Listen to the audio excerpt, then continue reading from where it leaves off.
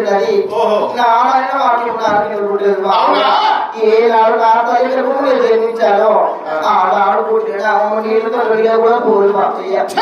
పాపగారు చెప్పుకున్నాడు కనుక అసలు చెప్పుకున్నాను